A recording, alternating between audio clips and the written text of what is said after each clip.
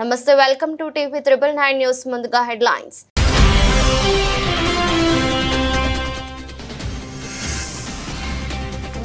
స్వదేశీ నేరగాళ్లపై ట్రంప్ కన్ను విదేశీ జైళ్లకు పంపే ఆలోచనలో అమెరికా అధ్యక్షుడు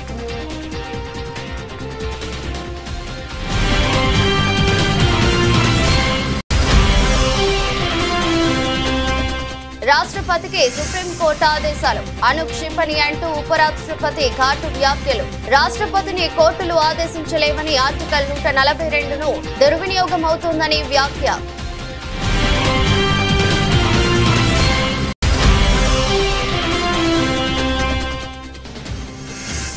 సోనీ సంస్థ ప్రధాన కార్యాలయానికి వెళ్లిన రేవంత్ రెడ్డి హైదరాబాద్ లో పెట్టుబడుల అవకాశాలపై వివరించిన ముఖ్యమంత్రి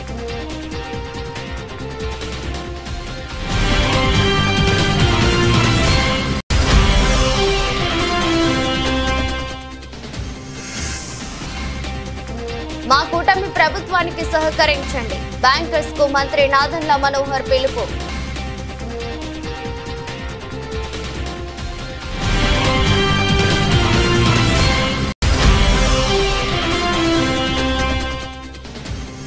మోదీ అమిత్ షా కిషన్ రెడ్డిలపై కాంగ్రెస్ నేతలు ఘాటు వ్యాఖ్యలు స్పందించిన బండి సంజయ్ కాంగ్రెస్ నేతల భాష దారుణంగా ఉందని మండిపాటు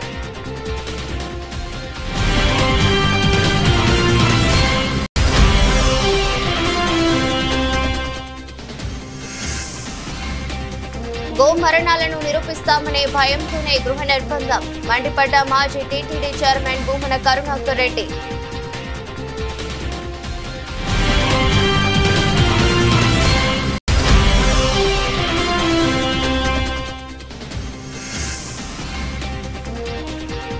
రోడ్డు మధ్యలో కుర్చీ వేసుకుని టీ తాగుతూ రీల్ కటకటాల వెనక్కి పంపిన పోలీసులు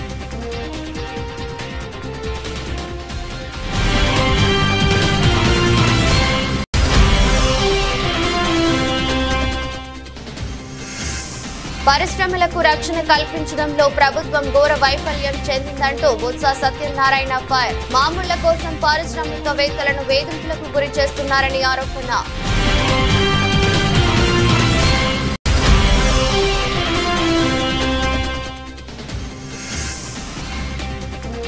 హైదరాబాద్ లో పెరగనున్న మెట్రో రైలు ఛార్జీలు నష్టాలను తప్పించుకునేందుకు L&T సంస్థ కసరత్తులు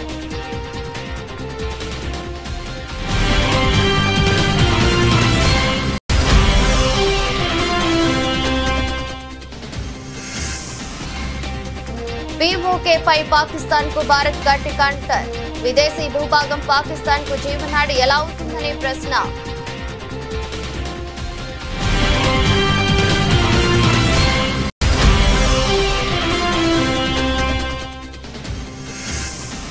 ఓదెలా 2 అంచనాలను నిజం చేసింది ఈ సినిమా సునామీ మొదలు కాబోతుందన్న దర్శకుడు సంపత్ నంది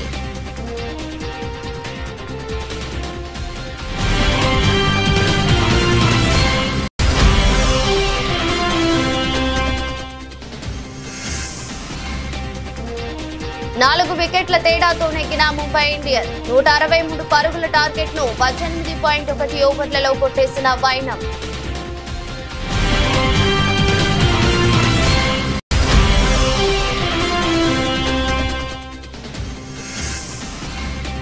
కేసరి 2 ఇంట్రో మిస్ అవ్వకండి అభిమానులకు Akshay request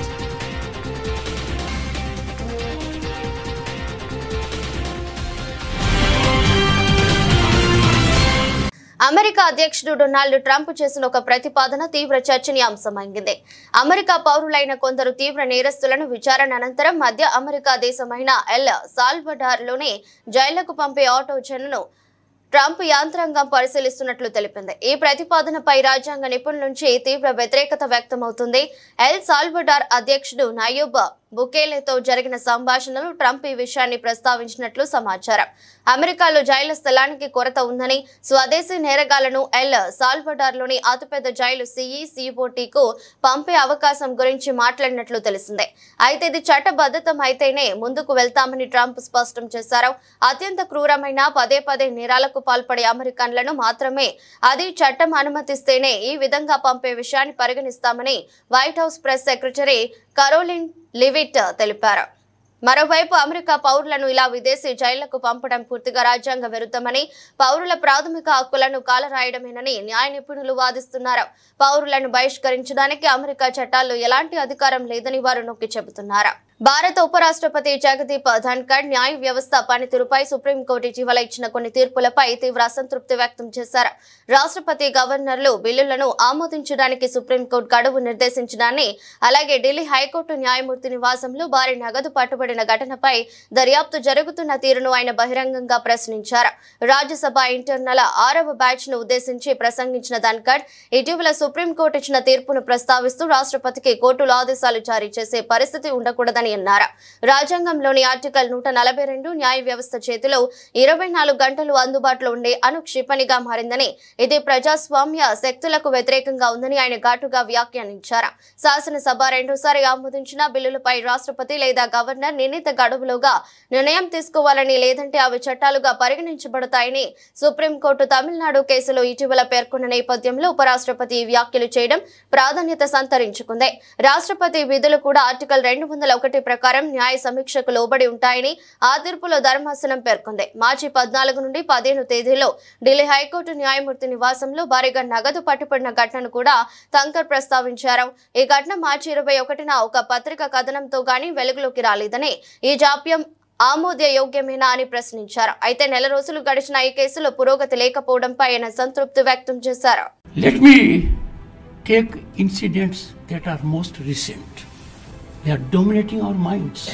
An event happened on the night of 14th and 15th of March in New Delhi at the residence of a judge. For 7 days, no one knew about it. We have to ask questions to ourselves. Is the delay explainable? Condonable? Does it not raise certain fundamental questions? In any ordinary situation, and ordinary situations define rule of law, things would have been different. It was only on 21st March, disclosure by a newspaper, that people of the country were shocked as never before. They were in some kind of limbo, deeply concerned and worried at this explosive, alarming exposé. Thereafter, fortunately, in public domain, we had input from authoritative source, the Supreme Court of India, and the input indicated culpability. Input did not lead to doubt that something was amiss, something required to be investigated. Now the nation waits with bated breath. The nation is resting because one of our institutions, to which people have looked up always with highest respect and deference, was put in the dock. It is now over a month. Even if it is can of worms, even if there are skeletons in the cupboard, time to blow up the can, time for its lid to go out, and time for the cupboard to collapse. Let the worms and skeletons be in public domain so that cleansing takes place.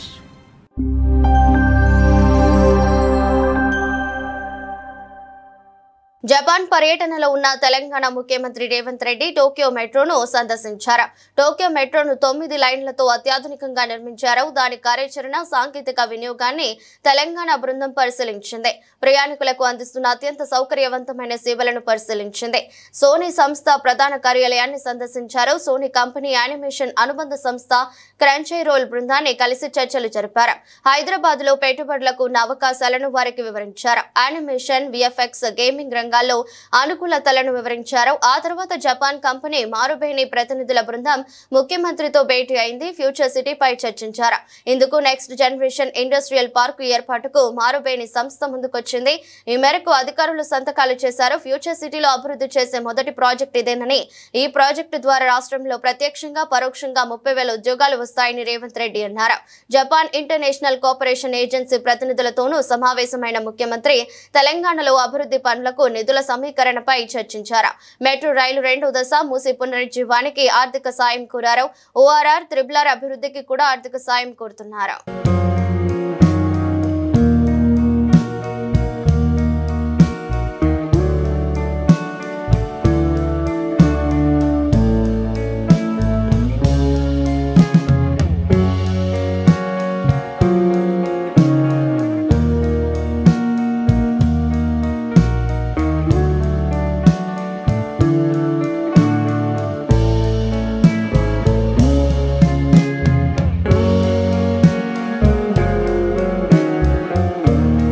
ప్రభుత్వం అందించే ration కోసం చాలా మంది ప్రజలు ప్రతి నెల ఎదురు చూస్తున్నారని, రేషన్ అందించేందుకు రైతుకు అండగా నిలబడేందుకు బ్యాంకు సహకరించాలని మంత్రి నాదెండ్ల మనోహర్ పేర్కొన్నారు. విజయవాడ కానూరులో సివిల్ సప్లైస్ భవన్ లో మంత్రి నాదెండ్ల మనోహర్ అధ్యక్షతన బ్యాంకర్స్ తో సమావేశం జరిగింది. కూటమి ప్రభుత్వం వచ్చిన తర్వాత రైతులు చెల్లించవలసిన బకాయిలను చెల్లించడం జరిగిందని వివరించారు. కూటమి ప్రభుత్వం వచ్చిన 9 నెలల కాలంలో దాదాపు 24,000 కోట్ల రూపాయలను చెల్లించిందని చెప్పారు. సంస్కరణల్లో భాగంగా నూతన సాంకేతిక విధానం అవలంబించి ధాన్యం కొనుగోలుకు వాట్సాప్ విధానం ప్రవేశపెట్టిందన్నారు. వాట్సాప్ విధానంలో 17,000 మంది రైతులు ధాన్యం అమ్మకం జరిపారన్నారు. నూతన సాంకేతిక విధానంతో కొత్త రేషన్ కార్డులు అందించబోతున్నామని తెలిపారు. ఆర్టిఫిషియల్ ఇంటెలిజెన్స్ ఉపయోగించి ప్రతి వేర్ హౌస్, గోడౌన్ వద్ద AI కెమెరాలను ఏర్పాటు చేయడం జరుగుతుందన్నారు. రాష్ట్రంలో పారదర్శక పాలన అందిస్తున్నామని, కాబట్టి బ్యాంకర్స్ వడ్డీ రేటు తగ్గించుకుని ప్రభుత్వం నిర్వహిస్తున్న అభివృద్ధి కార్యక్రమాలను సహకరించాలని కోరుతున్నారు. ప్రధానమంత్రి నరేంద్ర మోదీ, కేంద్ర హోంశాఖ మంత్రి అమిత్ షా, కేంద్ర మంత్రి కిషన్ రెడ్డిలపై కాంగ్రెస్ నేతలు ఉపయోగించిన భాష అత్యంత దారుణమని, అది కేవలం అవమానకరంగానే కాకుండా ప్రజలను దిగ్భ్రాంతికి గురి చేసిందని కేంద్ర సాయ మంత్రి బండి సంజయ్ ఆగ్రహం వ్యక్తం చేశారు. ఈడీ కార్యాలయం వద్ద కాంగ్రెస్ నేతలు చేసిన వ్యాఖ్యలు వారి వ్యక్తిగత అభిప్రాయాలు కావని, రాహుల్ గాంధీ స్వయంగా రాసిచ్చిన స్క్రిప్టును వారు చదివారని ఆరోపించారు. తమ పార్టీ నేతలపై కాంగ్రెస్ నేతలు రాజకీయ దివాలా కోరుతనంతో అవమానకరంగా మాట్లాడారంటూ ఆయన తీవ్ర ఆగ్రహం వ్యక్తం చేశారు. కాంగ్రెస్ నాయకుల ప్రవర్తనను తెలంగాణ సమాజం నిశితంగా గమనిస్తుందని అన్నారు. చేసిన వ్యాఖ్యలకు రాహుల్ గాంధీ, కాంగ్రెస్ పార్టీ వెంటనే క్షమాపణ చెప్పాలని డిమాండ్ చేశారు. దేశమంతా చిత్రీకరించుకుంటుందన్న నిరాశ కావచ్చు, లేదా దేశాన్ని ఇంకా దోపిడీ చేయలేకపోతున్నామనే పేరాస కావచ్చు, కానీ వ్యక్తిత్వం, వివేకం మరిచి ప్రధానమంత్రి స్థాయి వ్యక్తిపై తీవ్ర వ్యాఖ్యలు చేయడం దారుణమని బండి సంజయ్ ధ్వజమెత్తారు. వారి భాషా తీరును చూస్తుంటే 2029లో కాదు, మరో యుగం గడిచినా ఆ పార్టీ అధికారంలోకి వచ్చే అవకాశం లేదని ఆయన విమర్శించారు. టీటీడీ గోశాలలో గోవుల మరణాలపై టీడీపీ రాజకీయం చేస్తుందని మాజీ టీటీడీ చైర్మన్ భూమన కరుణాకర్ రెడ్డి మండిపడ్డారు.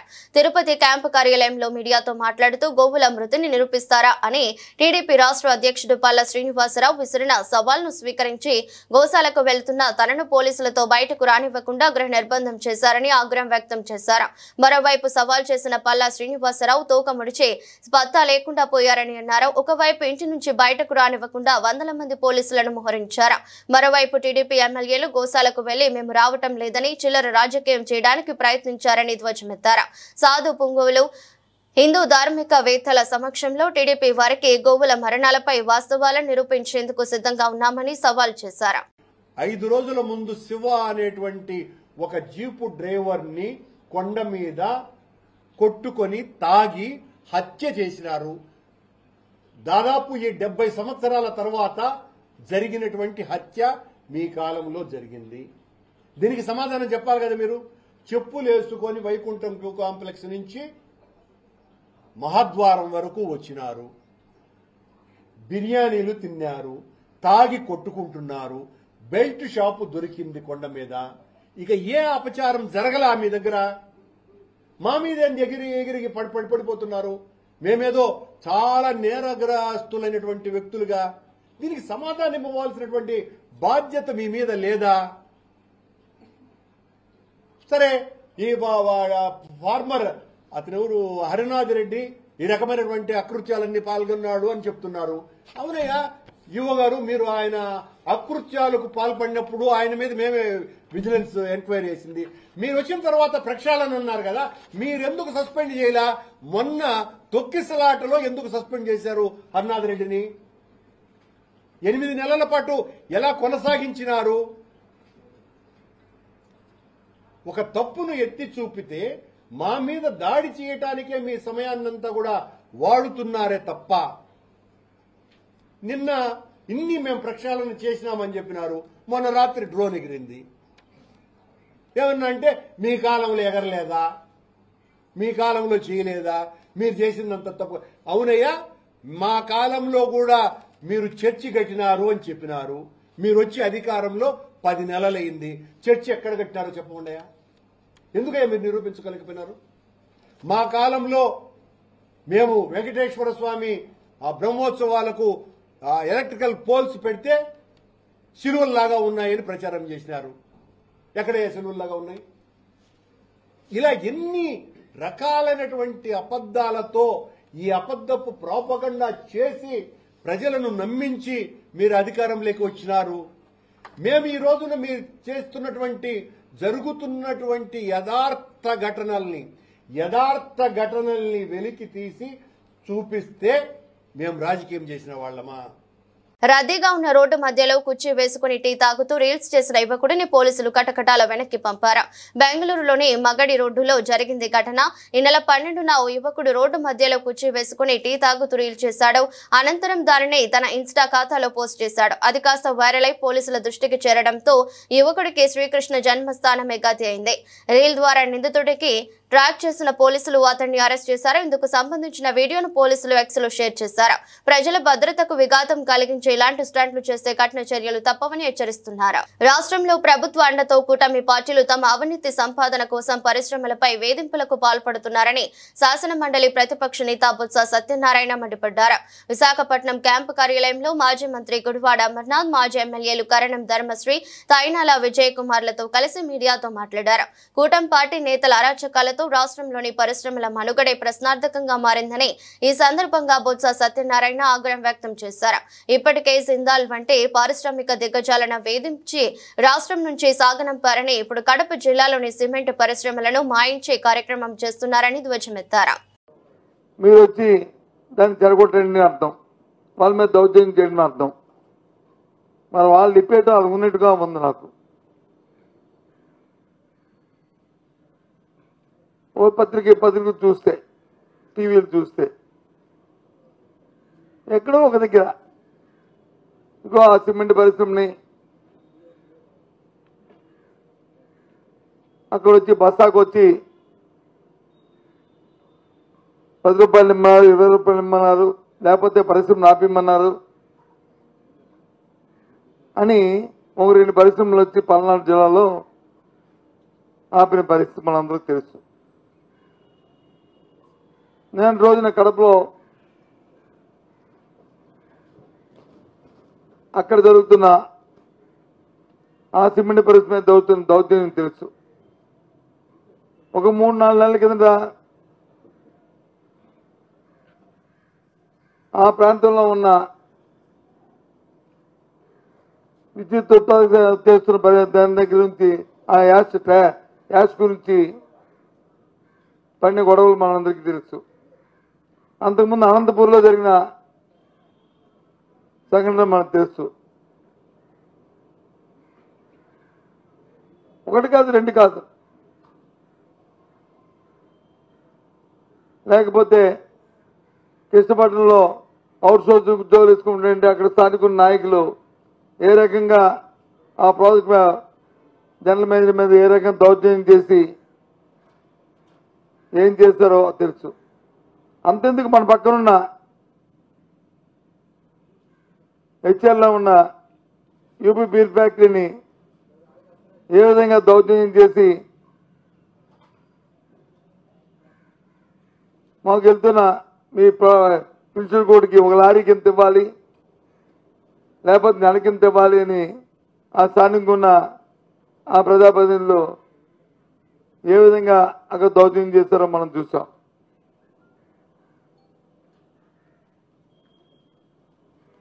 1 కాదు 2 కాదు. అలాగే ప్రతి జిల్లాలో కూడా ఈ రకంగా చేస్తూ అంతెందుకు జిందాల్ పరిశ్రమ, జిందాల్ యాజమాన్యం ఈ దేశంలోనే టాటా, బిర్లా, ఆ తర్వాత అదాని, తర్వాత జిందాల్, ఇవి ఇవాళ ప్రధానంగా మన దేశంలో ఉన్న ఆర్థికవేత్తల్లో ఒక వర్షకంలో తీసుకుంటే అలాంటి జిందాలు సంవత్సరం ఏ విధంగా వాళ్ళ మీద కేసులు పెట్టి ప్రభుత్వం వచ్చిన తర్వాత ఇక్కడ నుంచి గుజరాత్ పోయి అక్కడ 3 లక్షల కోట్ల పెట్టుబడులు పెట్టారో మనందరం చూసాం. హైదరాబాద్ మెట్రో రైలు ఛార్జీలు పెరిగే అవకాశం ఉంది. మెట్రో రైలు నిర్వహణ బాధ్యతలు చూస్తున్న ఎల్ఎన్టీ సంస్థ తీవ్ర నష్టాల్లో కూరుకుపోవడంతో ఛార్జీలను పెంచాలని నిర్ణయించినట్లు తెలుస్తోంది. ఇదివరకే బెంగళూరు మెట్రో ఛార్జీలను 44% మేర పెంచారు. ఈ నేపథ్యంలో హైదరాబాద్ లో ఛార్జీలను ఎంత పెంచాలనే అంశంపై ఎల్ఎన్టీ కసరత్తులు చేస్తుంది. ఇందులో భాగంగానే హాలిడే సేవర్ కార్డు, మెట్రో కార్డుపై లభించే 10% డిస్కౌంట్ ను తొలగించింది. మెట్రో రైలు ప్రాజెక్టు కారణంగా ఎల్ఎన్టీ సంస్థ భారీ నష్టాలను ఎదుర్కొంటుంది. సంస్థ వెల్లడించిన వివరాల ప్రకారం సుమారు 6,500 కోట్ల నష్టం వాటిల్లినట్లు సమాచారం. ఛార్జీల పెంపుదల కోసం ఎల్ఎన్టీ గతంలోనే ప్రభుత్వానికి ప్రతిపాదన పంపింది. అయితే పలు కారణాల వల్ల ప్రభుత్వం ఆ ప్రతిపాదనకు అంగీకరించలేదు. చట్టవిరుద్ధంగా ఆక్రమించుకున్న భూభాగాన్ని ఖాళీ చేయడమే కాశ్మీర్ తో పాకిస్తాన్ కు ఏకైక సంబంధమని భారత విదేశాంగ శాఖ ప్రతినిధి రణధీర్ జైస్వాల్ స్పష్టం చేశారు. కాశ్మీర్ తమకు జీవనాడి అంటూ పాకిస్తాన్ ఆర్మీ చీఫ్ చేసిన వ్యాఖ్యలపై భారత్ గట్టిగా స్పందించింది. విదేశీ భూభాగం పాకిస్తాన్ కు జీవనాడి ఎలా అవుతుందని ప్రశ్నించింది. కాశ్మీర్ భారత భూభాగం అని తేల్చి చెప్పింది. పాకిస్తాన్ రాజధాని ఇస్లామాబాద్ లో జరిగిన ఓ కార్యక్రమంలో ఆ దేశ ఆర్మీ చీఫ్ అసిమా మునీర్ మాట్లాడుతూ కాశ్మీర్ విషయంలో తమ వైఖరి సరైనదేనని అన్నారు. కాశ్మీర్ ను ఎప్పటికీ మర్చిపోలేమని వ్యాఖ్యానించారు. ఈ వ్యాఖ్యలపై భారత్ పై విధంగా స్పందించింది. పాక్ ఆక్రమిత కాశ్మీర్ లేకుండా జమ్మూ కాశ్మీర్ అసంపూర్ణమని గతంలో కేంద్ర మంత్రి రాజ్నాథ్ సింగ్ అన్నారు. పాకిస్తాన్ అక్కడ ఉగ్రవాద శిక్షణ శిబిరాలు నిర్వహిస్తుందని ఆరోపించారు. పాకిస్తాన్ కు పీఓకే విదేశీ భూభాగమే అవుతుందని, అందుకే ఆ ప్రాంతంలో ఉగ్రవాద కార్యకలాపాలు సాగిస్తుందని అన్నారు. ఓదెల సినిమాపై తాము పెట్టుకున్న అంచనాలన్నీ నిజమయ్యాయని, నాగసాధువుగా తమన్నా పర్ఫార్మెన్స్ హైలైట్ గా నిలుస్తుందని ముందే చెప్పానంటూ దర్శకుడు సంపత్ నంది తెలిపారు. సినిమా చూసిన ఆడియన్స్ కూడా అదే మాట అంటున్నారని, శుక్రవారం నుంచి ఈ సినిమా సునామీ మొదలు కాబోతున్నది. శివశక్తిగా తమన్నా చేసే రచ్చ అప్పుడే ఆరంభమవుతుంది అన్నారు అగ్ర దర్శకుడు. ఆయన క్రియేటర్ గా వ్యవహరించగా తమన్నా ప్రధాన పాత్రలో నటించిన ఊదలాటు గురువారం ప్రేక్షకుల ముందుకొచ్చింది. మధు నిర్మించిన ఈ చిత్రానికి అశోక్ తేజ దర్శకుడు గురువారం సాయంత్రం హైదరాబాద్ లో సక్సెస్ మీట్ నిర్వహించారు. ఈ సందర్భంగా సంపత్ నంది మాట్లాడుతూ క్లైమాక్స్ లో వచ్చే ఎపిసోడ్స్ ప్రేక్షకుల్ని మంత్రముగ్ధుల్ని చేస్తాయని, ఫ్యామిలీ అంతా కలిసి చూడాల్సిన సినిమా ఇదని అన్నారు. థియేటర్ లో ప్రేక్షకులతో కలిసి ఈ సినిమా చూశారని, మహిళలకు ఈ సినిమా బాగా కనెక్ట్ అయిందని, ఆధ్యాత్మికత మూర్తి భావించిన నాగ సాధువుగా తమన్నా పాత్ర ప్రతి ఒక్కరిని మెస్మరైజ్ చేస్తుందని నిర్మాత మధు ఆనందం వ్యక్తం చేశారు. తన కెరీర్ లో ఎప్పటికీ గుర్తుండిపోయే సినిమా అని తెలిపారు. సన్ రైజర్స్ హైదరాబాద్ జట్టు పరిస్థితి మళ్లీ మొదటికి వచ్చింది. ముంబై ఇండియన్స్ తో జరిగిన మ్యాచ్ లో సన్ రైజర్స్ ఓటమి పాలైంది. వాంఖేడే స్టేడియంలో ఆసక్తికరంగా జరిగిన మ్యాచ్ లో ముంబై ఇండియన్స్ 4 వికెట్ల తేడాతో నెగ్గారు. ఈ మ్యాచ్ లో టాస్ ఓడి మొదట బ్యాటింగ్ చేసిన సన్ రైజర్స్ నిర్ణీత 20 ఓవర్లలో 5 వికెట్లకు 162 పరుగులు చేశారు. అనంతరం 163 పరుగుల లక్ష్య ఛేదనలో ముంబై 18.1 ఓవర్లలో 6 వికెట్లకు 166 పరుగులు చేసి విజయ భేరి మోగించింది. Ryan Rickelton 21, Rohit Sharma 26, Will Jacks 36, Suryakumar Yadav 26, Tilak Varma 21, captain Hardik Pandya 21 పరుగులు చేశారు. ఆఖర్లో ముంబై ఇండియన్స్ ఒకే ఓవర్లలో 2 వికెట్లు కోల్పోయింది. అప్పటికి విజయానికి కావాల్సింది 1 పరుగే. Sunrisers pacer Eshan Malinga ఓవర్లలో హార్దిక్ పాండ్యా, నమన్ ధీర్లను అవుట్ చేశాడు. అయితే ఆ తర్వాత ఓవర్లో తిలక్ వర్మ 4 కొట్టడంతో ముంబై విజయం సాధించింది. సన్ రైజర్స్ బౌలర్లలో captain Pat Cummins 3, Ishan Malinga 2, Harshal Patel 1 wicket తీశారు. బాలీవుడ్ నటుడు అక్షయ్ కుమార్ ప్రధాన పాత్రలో నటిస్తున్న తాజా చిత్రం Kesari chapter 2 untold story of Jallian Walabagh అనేది ట్యాగ్ లైన్. మాధవన్, రెజీనా కసాండ్రా, అనన్య పాండే కీలక పాత్రల్లో నటిస్తున్నారు. ఈ సినిమాకు కరణ్ సింగ్ త్యాగి దర్శకత్వం వహిస్తుండగా ధర్మ ప్రొడక్షన్స్ బ్యానర్ పై కరణ్ జోహర్ ఈ సినిమా నిర్మిస్తున్నారు. సమ్మర్ కానుకగా ఈ చిత్రం నేడు ప్రేక్షకుల ముందుకు వచ్చింది. అయితే ఈ సినిమాకు సంబంధించి అభిమానులకు ఒక రిక్వెస్ట్ చేశాడు అక్షయ్ కుమార్. ఈ సినిమా చూసేవారు ఇంట్రో మిస్ అవ్వకండంటూ తెలిపాడు. సినిమా చూడటానికి వచ్చే వారందరికీ నా విజ్ఞప్తి ఏంటంటే దయచేసి కేసరి 2 ఇంట్రో మిస్ అవ్వకండి. ఈ సినిమాలో మొదటి 10 నిమిషాలు చాలా ముఖ్యమైనవి. మీ కెమెరా ద్వారా ఇది ప్రతి ఒక్కరికి చేరుతుందని నాకు నమ్మకం ఉంది. ఈ సినిమా చూడాలని నిర్ణయించుకున్న వారు ఆలస్యంగా రాకూడదని తెలుసుకోవాలి, సరైన సమయంలో రావాలి. ఈ సినిమా యొక్క కథ 10 నిమిషాల నుంచే ప్రారంభమవుతుందంటూ అక్షయ్ చెప్పుకొచ్చారు. వార్తలు ముగించే ముందు మరోసారి హెడ్లైన్స్.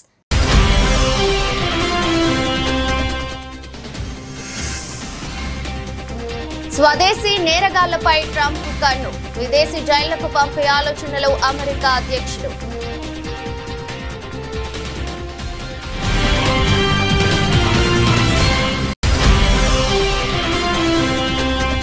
రాష్ట్రపతికి సుప్రీంకోర్టు ఆదేశాలు, అనుక్షిపణి అంటూ ఉపరాష్ట్రపతి ఘాటు వ్యాఖ్యలు. రాష్ట్రపతిని కోర్టులు ఆదేశించలేవని ఆర్టికల్ 142ను దుర్వినియోగం అవుతోందని వ్యాఖ్య.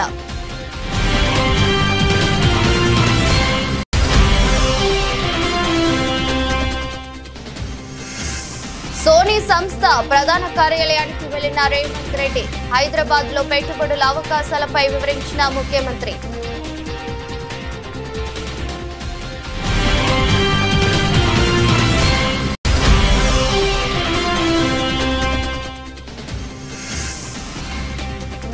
మా కూటమి ప్రభుత్వానికి సహకరించండి, బ్యాంకర్స్ కు మంత్రి నాదెండ్ల మనోహర్ పిలుపు.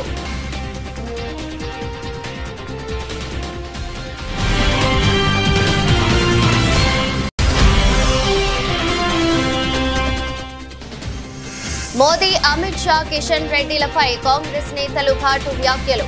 స్పందించిన బండి సంజయ్, కాంగ్రెస్ నేతల భాష దారుణంగా ఉందని మండిపాటు.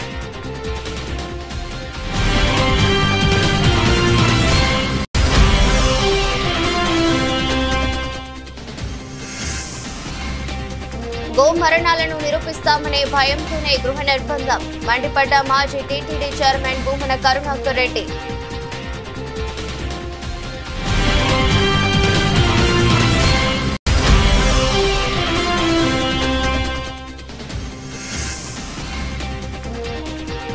రోడ్డు మధ్యలో కుర్చీ వేసుకుని టీ తాగుతూ రీల్, కటకటాల వెనక్కి పంపిన పోలీసులు.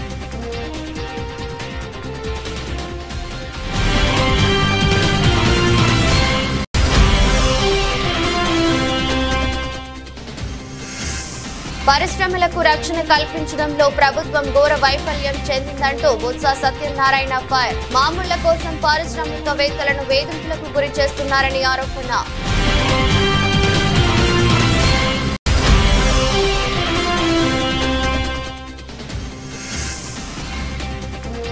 హైదరాబాద్ లో పెరగనున్న మెట్రో రైలు ఛార్జీలు, నష్టాలను తప్పించుకునేందుకు L&T సంస్థ కసరత్తులు.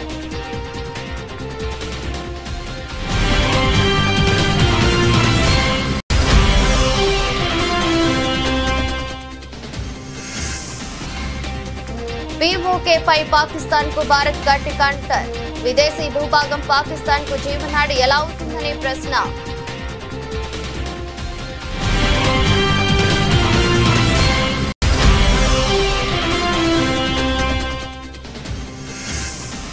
ఓదెలా 2 అంచనాలను నిజం చేసింది. ఈ సినిమా సునామీ మొదలు కాబోతుందన్న దర్శకుడు సంపత్ నంది.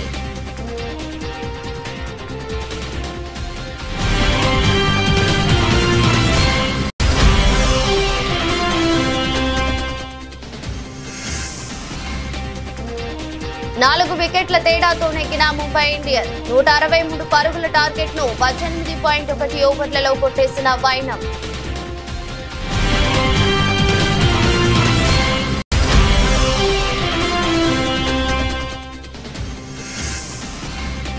కేసరి 2 ఇంట్రో మిస్ అవ్వకండి, అభిమానులకు అక్షయ్ రిక్వెస్ట్.